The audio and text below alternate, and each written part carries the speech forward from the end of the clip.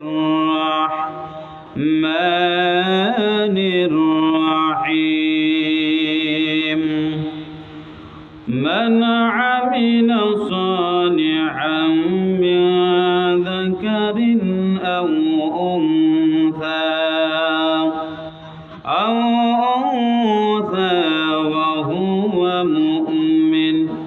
وهو مؤمن فلنحيينه حياة طيبة ولنجزينهم أجرهم بأحسن ما كانوا يعملون. وقال رسول الله صلى الله عليه وسلم خيركم من تعلم القرآن وعلمه أو كما قال عليه الصلاة والسلام. صدق الله العظيم وصدق رسوله النبي الكريم ونحن على ذلك لمن الشاهدين والشاكرين والذاكرين والحمد لله رب العالمين.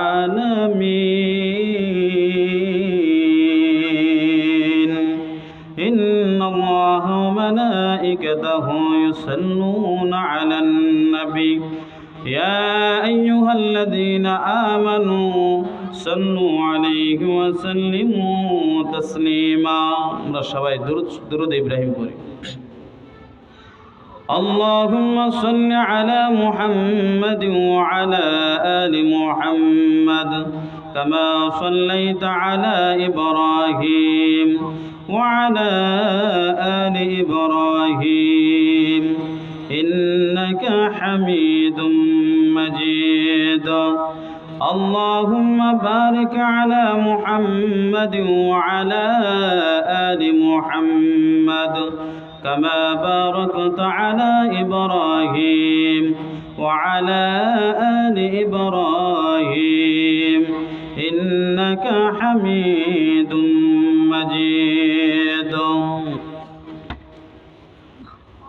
আল্লাহ পাকের দরবারে অসংখ্য অগণিত শুকর ও সুজুদ যে আল্লাহ পাক অত্যন্ত দয়া করে মাদ্রাসাতু দারুল উলুম কোরপাই কর্তৃক আয়োজিত আজকের তাফসীরুল কোরআন মাহফিল মুআজ্জাজ মুকাররম উলামায়ে কেরাম, উপস্থিত সমাবেত যুবক ভাইয়েরা, পর্দার আড়ালের পর্দার নিশির মা ও বোনেরা, আল্লাহ পাকের দরবারে শুকরিয়াটুকু আদায় করি। সকলে বলে আলহামদুলিল্লাহ। শুকরিয়া আদায় করলে লাভ না লস। কোরআনুল কারীমের সূরাতুন নাহল ৯৭ নম্বর আয়াত আমি তেলাওয়াত করেছি এবং আমি হাদিস শরীফ থেকে ৬টা কথা বলবো। কয়টা কথা? ৬টা কথা বলবো। আল্লাহ পাক রব্বুল আলামিন সূরাতুন নাহলের ৯৭ নম্বর আয়াতের মধ্যে জানায়া দিলেন, এ দুনিয়ার মানুষেরা শোনো, এ নবীর উম্মতেরা শোনো। আল্লাহর নবীকে জানায়া দিলেন, হে নবী, মুমিন বান্দা বান্দিরা, পুরুষ অথবা নারী, দুইজন থেকে বা দুইজন পুরুষ হোক নারী হোক, যে কোনো একজন হোক না কেন, আমি আল্লাহর যদি ইবাদত করে বন্দেগী করে, আমি আল্লাহ দুইটা পুরস্কার করব। দুনিয়াতে একটা, আখিরাতে একটা। দুনিয়ার পুরস্কার হলো আমি আল্লাহ তাদেরকে পবিত্র জীবন দান করব। ২ নম্বর পুরস্কার আল্লাহ জানিয়ে দিলেন, আখিরাতের সময় আমি আল্লাহ তাদেরকে উত্তম বিনিময় দান করব। কি দান করবেন? উত্তম বিনিময়। তাবারানী শরীফের ১০০৩ নম্বর হাদিস শরীফের মধ্যে আল্লাহর নবী বর্ণনা করেন, সাহাবীদেরকে জানিয়ে দিলেন, ও সাহাবীরা শুনিয়া নাও, জাহান্নামের আগুন 3 শ্রেণী ব্যক্তিকে স্পর্শ করবে না। জাহান্নাম তাদের জন্য হারাম করে দেওয়া হয়েছে। নাম্বার এক, ওই ব্যক্তির জন্য জাহান্নাম হারাম করে দেওয়া হয়েছে যে ব্যক্তি আল্লাহর রাস্তা পাহারাদারি করে। কিসের রাস্তা? আল্লাহর রাস্তায় যারা পাহারাদারি করে ওই ব্যক্তির জন্য জাহান্নাম হারাম। দুই নম্বর ব্যক্তি, আল্লাহর নবী জানিয়ে দিলেন, ও সাহাবীরা শোনো, ওই ব্যক্তির জন্য যেই ব্যক্তি আমি আল্লাহর ভয়ে কান্না করে। তিন নম্বর ব্যক্তি, আল্লাহ জানিয়ে দিলেন, ও নবী আমার, তিন নম্বর ব্যক্তি যেই ব্যক্তি আমি আল্লাহর নিষিদ্ধ জিনিসগুলা যখন তার সামনে আসে ওই মানুষটা ধমক দিয়া, ওই মানুষটা সাহসিকতার পরিচয় দিয়া বলে, না না, হারাম জিনিস আমি পছন্দ করি না। কি বলে? হারাম জিনিস পছন্দ করি না। আল্লাহর নিষিদ্ধ জিনিসগুলা সে মনে প্রাণে ঘৃণা করবে। আল্লাহ বলেন তিন শ্রেণীর লোক কোনোদিন জাহান্নামে যাবে না। বলে জাহান্নামে কিভাবে যাবে না? বলে জাহান্নাম তাদের জন্য হারাম করে দেওয়া হয়েছে। ওই জাহান্নাম জাহান্নাম যাবে দূরের কথা, তাদেরকে জাহান্নাম তাদের চোখেও দেখবে না। আল্লাহর নবী জানিয়ে দিলেন, হাদিস শরীফের মধ্যে আসছে, এক নম্বর হলো যারা আল্লাহর পথে পাহারাদারি করবে, সীমান্ত পাহারাদারি করবে, তাদের এক নম্বর ফজিলত আল্লাহর নবী বর্ণনা করতে যাইয়া বলেন, ও সাহাবীরা শোনো, ও পৃথিবীর মানুষেরা শুনিয়া নাও। এক নম্বর ফজিলত বর্ণনা করেন, ফজিলত হলো আল্লাহর রাসূল জানা দিলেন, তোমরা শুনিয়া নাও, দুনিয়ার মধ্যে, আসমানের নিচে, জমিনের উপরে যা কিছু রয়েছে সব কিছুর থেকে উত্তম হলো আল্লাহর পথে পাহারা দেওয়া। কিসের পথে? আল্লাহর পথে পাহারা দেওয়া। দুই নম্বর ফজিলত বর্ণনা করেন, ও সাহাবীরা শুনিয়া নাও, এ মুমিন নারী পুরুষরা শুনিয়া নাও, আল্লাহর পথে পাহারা দেওয়া কি? বলে আল্লাহর পথে পাহারা দেওয়া, সীমান্ত পাহারা দেওয়া, দেশ পাহারা দেওয়া, রাষ্ট্র পাহারা দেওয়া, মসজিদ পাহারা দেওয়া, মাদ্রাসা পাহারা দেওয়া, আল্লাহর রাস্তায় কাজ করে যারা তাদেরকে পাহারা দেওয়া, ওইটা আল্লাহর রাস্তায় বলা হয়। আল্লাহর রাস্তা কিভাবে পাহারা দিবেন? দুই নম্বর ফজিলত বর্ণনা করতে যাই আল্লাহর নবী জানিয়ে দিলেন, ও পৃথিবীর মানুষেরা শোনো, আমি নবী তোমাদেরকে জানিয়ে দেই, একদিন যারা, এক রাত যারা আল্লাহর রাস্তায় পাহারা দিবে, এক মাস দিনের বেলা সিয়াম রাখলে, রাতের বেলা দাঁড়াইয়া সালাত পড়লে যেই পরিমাণ সওয়াব, এই পরিমাণ উত্তম হলো একদিন এক রাত আল্লাহর রাস্তায় পাহারা দেওয়া। কি দেওয়া? পাহারা দেওয়া। শুধু তাই বললেন না, দুই নাম্বার হলো যে ব্যক্তি আল্লাহর ভয়ে কান্না করে, যে ব্যক্তি আল্লাহর ভয়ে কান্না করে। সাহাবীরা আরজ করলেন, ইয়া রাসূলুল্লাহ, ইয়া হাবিবাল্লাহ, আল্লাহর ভয়ে যদি কান্না করে নবী গো, তার জন্য কি সুসংবাদ রয়েছে? বলে সুসংবাদ রয়েছে ওই ব্যক্তির জন্য, উলান থেকে যেমন ভাবে দুধ বাহির করলে, দুধ দোহন করলে যেইভাবে উলানের ভিতরে পুনরায় ভাবে পিরানো যেমন অসম্ভব, আমার বান্দা গুনাহ যে ঠিক তেমনি ভাবে আমার বান্দারে জাহান্নামে নেওয়া ঠিক অসম্ভব। নেওয়া কি? অসম্ভব। কারণ হলো আল্লাহর ভয়ে কান্না করছে। আরশের নিচে 7 শ্রেণীর ব্যক্তি আসরের ময়দানে আরশে আজিমের নিচে অবস্থান করবে। তার মধ্যে হলো যেই যুবতী আল্লাহর রাস্তায় পাহারা দিয়েছে আল্লাহর ভয়ে, সে চোখের অস্ত্র জড়াইছে, গভীর রাত্রে আল্লাহকে ডাক দিয়া বলে, আল্লাহ আপনার কথা স্মরণ করিয়া মসজিদের বসা বিছানার মধ্যে বৈশা, নামাজের মধ্যে বসিয়া, ওই জায়গার মধ্যে বসিয়া কান্না করে, দুইটা চোখের পানি পালাইয়া আল্লাহ বলেন ওই যুবকের জন্য জাহান্নামের আগুন হারাম। এই যুবকের জন্য কি? জাহান্নামের আগুন হারাম। শুধু তাই নয়, বিশ্ব নবী রাহমাতুল লিল আলামিন সাহাবীদেরকে ডাক দিয়া বললেন, ও সাহাবীরা শুনিয়া নাও, তোমরা জানিয়ে নাও, এই ব্যক্তি আল্লাহর ভয়ে কান্না করলো, ওই কান্না বিনিময় কতটুক কান্না করছে, ওই ব্যক্তি আমার ভয়ে এতটুক কান্না করছে, শুধু তার চোখ দিয়া মাছের মাথা পরিমাণ শুধু কান্না বাগের হয়েছে, চক্ষু দিয়া পানি বাগের হয়েছে। ঠিক এই ব্যক্তি ব্যক্তিটা যদি কান্না করে চোখে মাসি পরিমাণ যদি তার চোখ থেকে পানি বাহির হয়, ওই ব্যক্তিকে আমার আল্লাহ জাহান্নাম হারাম করে দিবে।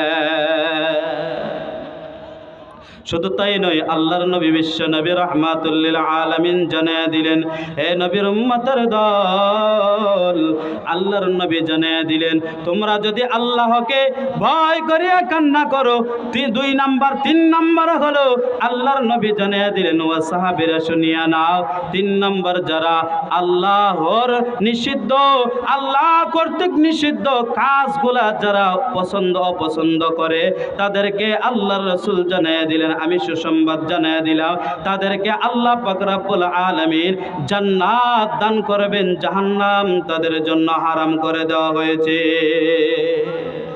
কি হারাম করেছেন? জাহান্নাম হারাম, আর জান্নাত তাদেরকে দান করে দিবেন। 3টি কথা শেষ। 4 নাম্বার কথা হলো আবু হুরায়রা রাদিয়াল্লাহু তাআলা আনহু, মুসলিম শরীফ এবং বুখারী শরীফের মধ্যে আছে, মিশকাত শরীফের মধ্যেও আছে।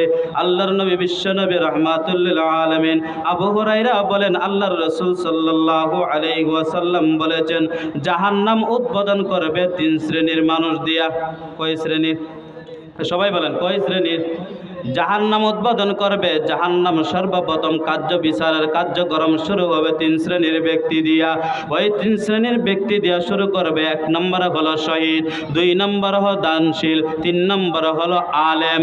বলে কোন ধরনের? ওই 3 শ্রেণীর ব্যক্তিরা অবশ্যই অবশ্যই ওই যে কাজগুলা করছে ওই কাজগুলা ভালো। বলে জাহান্নামে যাবে কেন? বলে জাহান্নামে যাওয়ার কারণ হলো তাদের নিয়ত শুদ্ধ ছিল না। নিয়ত কি? শুদ্ধ ছিল না, নিয়ত ভালো ছিল না, তার কারণে তারা জাহান্নামে যাবে। 1 নম্বর শহীদদেরকে আল্লাহর সামনে হাজির করা হবে। আল্লাহ পাক রব্বুল আলামিন তাদেরকে নিয়ামতগুলা দেখায় দেখায় বলবে, ও শহীদ, তোমাকে আমি ওই নিয়ামত দিয়েছিলাম, ওই নিয়ামতের তুমি কি করেছ? ওইগুলা স্মরণ করে দেওয়া হবে। শহীদ স্মরণ করবে, আল্লাহর রাস্তায় জিহাদ করনেওয়ালা শহীদ ব্যক্তিটা ওই স্মরণ করার পর আল্লাহ পাক রব্বুল আলামিন প্রশ্ন করবে, তোমাকে ওই নিয়ামত দিয়েছিলাম, ওই নিয়ামত, ওই নিয়ামতের কি করছো?